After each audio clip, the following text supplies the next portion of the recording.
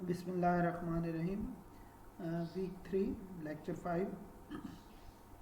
इसमें हमारे ऑब्जेक्टिव्स हैं ओवरऑल वीक के कि इनहेरिटेंस हमने चेक करनी कि इनहेरिटेंस का मेन फीचर है। इनहेरिटेंस में क्या होता है, आप लोग पहले भी पढ़ चुके हैं। और फिर फॉर ईच का लूप, जिस तरह बैक पे पीछे हमने for loop, while loop, do while loop study की। उसके बाद जेनेरिक फंक्शन एंड क्लासेस। तो पहले मेन फीचर पे चलते हैं, इनहेरिटेंस। ऑब्जेक्ट ओरिएंटेड का मेन पैराडाइम्स में से एक है लाइक डाटा इनकैप्सुलेशन जो आप अचीव करते हो एक्सेस स्पेसिफायर्स के थ्रू, या कि कुछ पब्लिक कर दिए, कुछ प्राइवेट कर दिए, कुछ प्रोटेक्टेड कर दिए।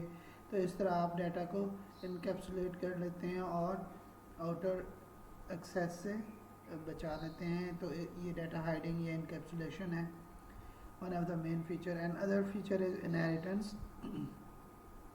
इनहेरिटेंस आपका फीचर तब होता है जब कोई एक क्लास पेरेंट क्लास और दूसरी क्लास उसकी चाइल्ड बने। एक क्लास से चीज़ें इनहेरिट होके दूसरी क्लास में आती हैं, इसको इनहेरिटेंस बोलते हैं। इनहेरिटेंस किसी भी दो क्लासेस के दरमियान पॉसिबल है अगर आप ये देखें कि उन दोनों क्लासेस के दरमियान में इज़ आता है। एज ए सेंटेंस आप देखें, for example mango is a fruit. अब अगर दो क्लासेस हैं उनके दरमियान में इज़ का वर्ड लॉजिकल आपको मीनिंग देता है, तो उन दोनों के दरमियान में इनहेरिटेंस हो सकती है। बहुत स्टूडेंट प्रॉब्लम ये करते हैं कि जी दो क्लासेस हैं, हर क्लास के दरमियान में वो इज़ा का रिलेशन या इनहेरिटेंस का कोड लिखना शुरू कर देते हैं। नहीं, आप जब दो क्लासेस को देखें उनके दरमियान में इज़ा का वर्ड मीनिंग दे तो ये इनहेरिटेंस उनके दरमियान में हो सकती है। और उसमें जो पहली क्लास होगी वो चाइल्ड क्लास होगी, और जो दूसरी क्लास होगी इज़ा के बाद वो पेरेंट क्लास होगी। ये एक रूल है। अब इसमें जो पेरेंट क्लास है उसको हम बेस क्लास भी बोलते हैं या पेरेंट क्लास बोलते हैं, और जो चाइल्ड क्लास है उसको हम डिराइव्ड क्लास या चाइल्ड क्लास बोलते हैं। इसका सिंटैक्स देखते हैं पहले, फिर भी मैं आपको इज़ा की डिफरेंट एग्जांपल देना चाहूँगा। जिस तरह car is a vehicle, fruit Apple is a fruit, mango is a fruit, ठीक है। Pedestal fan is a fan, ठीक है। इसी तरह rectangle is a shape, triangle is a shape. तो ये डिफरेंट क्लासेस हैं जो कि अपने पेरेंट के साथ लिंक करती हैं और इनके दरमियान में इज़ा रिलेशन होता है।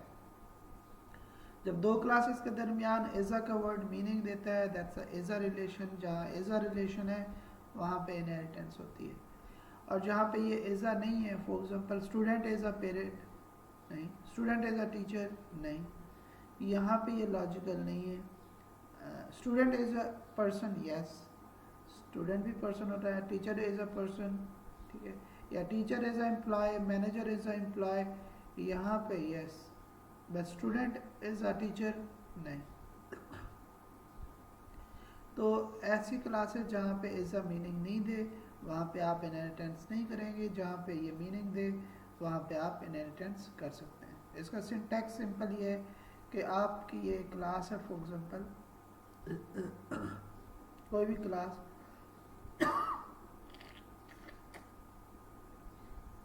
इस क्लास में क्लास का नेम आपके पास इस सुपर क्लास हमने रख दिया है, इसका फंक्शन है डू समथिंग, और ये एक चाइल्ड क्लास है।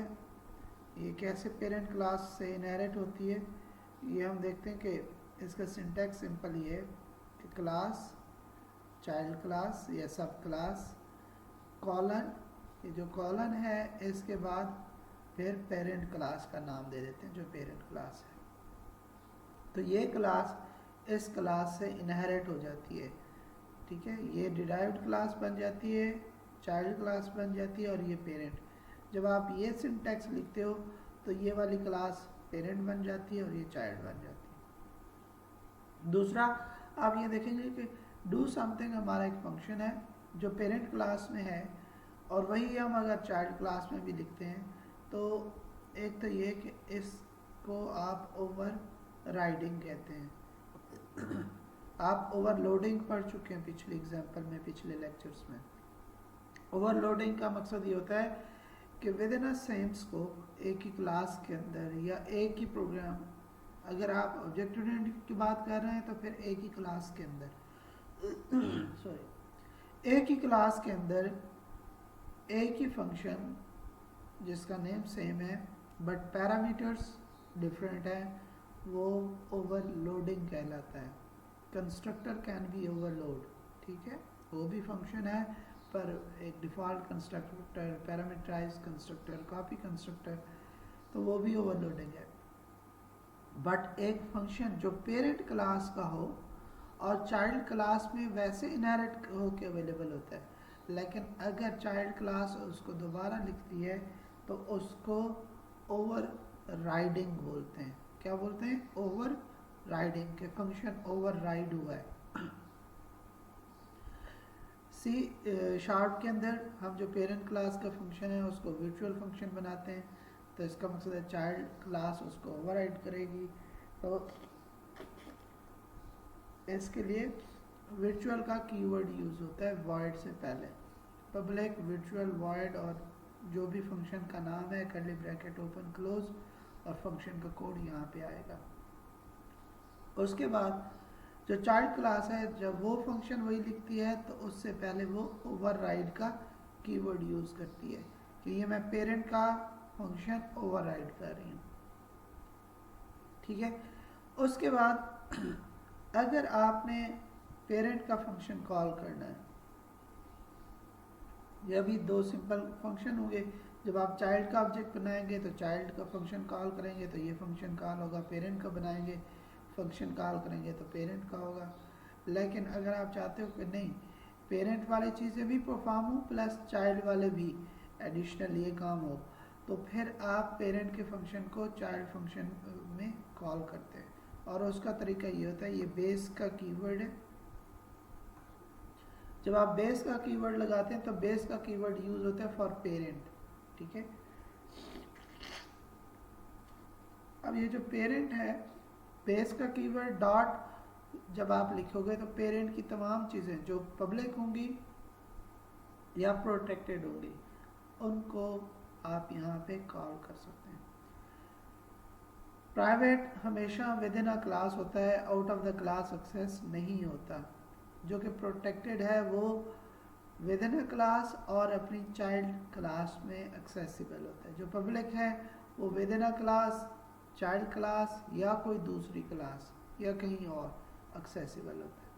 तो प्रोटेक्टेड चीज़ें और पब्लिक चीज़ें यहाँ एक्सेस होती हैं बेस के कीवर्ड के साथ। और base dot do something call करोगे, अगर मैं यहाँ पे सिर्फ डू समथिंग कॉल करता हूँ तो ये पेरेंट के फंक्शन को नहीं कॉल करेगा, ये अपने ही फंक्शन को करेगा और ये किस्म की रिकरियन हो जाएगी। लेकिन ये रिकरियन इनफिनाइट चलेगी, क्योंकि रिकर्सिव फंक्शन के लिए हमें क्या चाहिए होता है कि फंक्शन की कॉल से पहले मिनिमम एक ऐसी टर्मिनेशन पॉइंट हो जहाँ पे फंक्शन जाके रुके।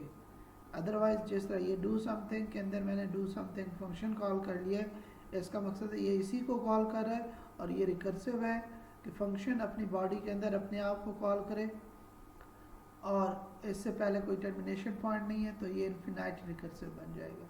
लेकिन मैं ये खुद इस फंक्शन को नहीं बल्कि पेरेंट वाले फंक्शन को कॉल करना चाह रहा हूँ, तो मुझे ये बेस डॉट डू समथिंग लिखना पड़ेगा।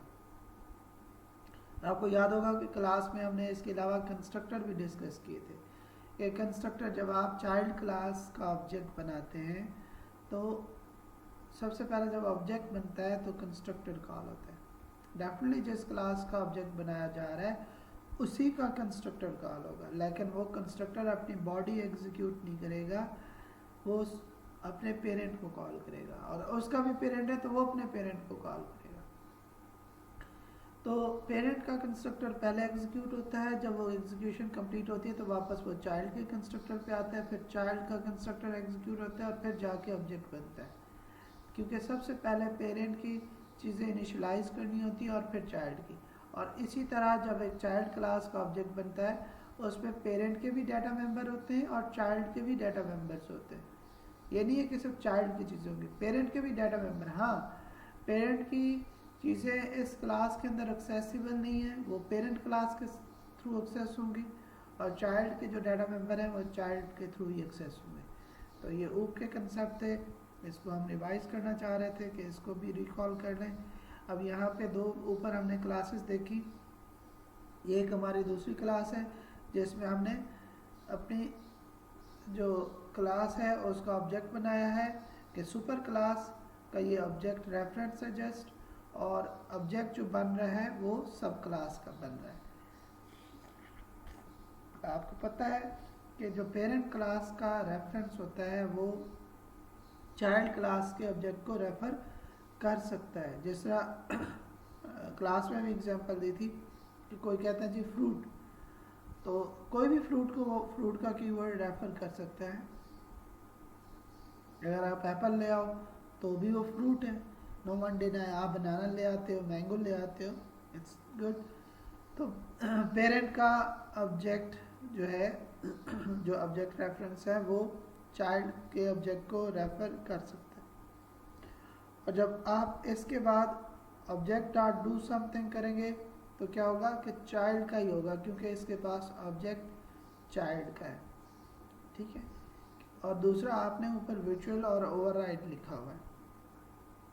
तो ये बेसिक हमारी क्लास है और ये आपकी एनोटेशन है, क्लास की रिप्रेजेंटेशन है सॉरी, कि ये पर्सन क्लास की एग्जांपल है और ये student class, student is a person. तो अगर स्टूडेंट आईडी है, नेम है, और स्टूडेंट के मेथड्स हैं सेट डाटा और शो डाटा। अब सॉरी, पर्सन के ये फंक्शंस हैं। अब जब आप स्टूडेंट करेंगे तो student is inherited from class person, और इसकी जो फील्ड्स का डाटा मेंबर हैं वो ग्रेड और मार्क्स हैं। आईडी और नेम पर्सन से इनहेरिट होके इसका हिस्सा होगा, इसमें दोबारा आईडी और नेम डिफाइन करने की ज़रूरत नहीं है। इस तरह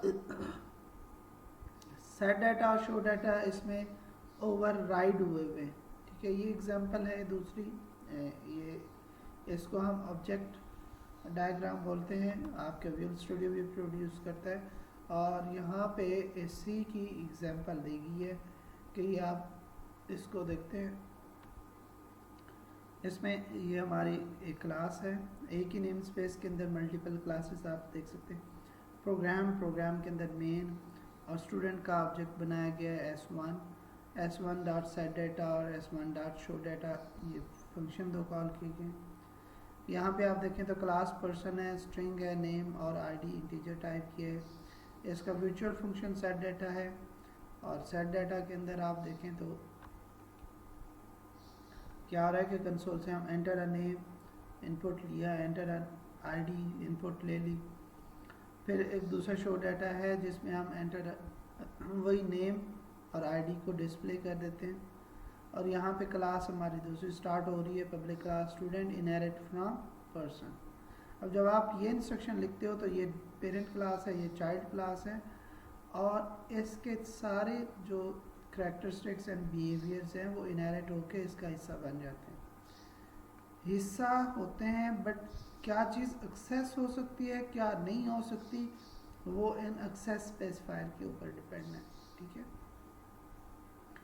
अब इसमें आप देखें तो इस क्लास के अंदर दो डाटा मेंबर हैं, ग्रेड और मार्क्स, और सेट डाटा जो फंक्शन है वो पेरेंट का है, इसको ओवरराइड किया है इन्होंने।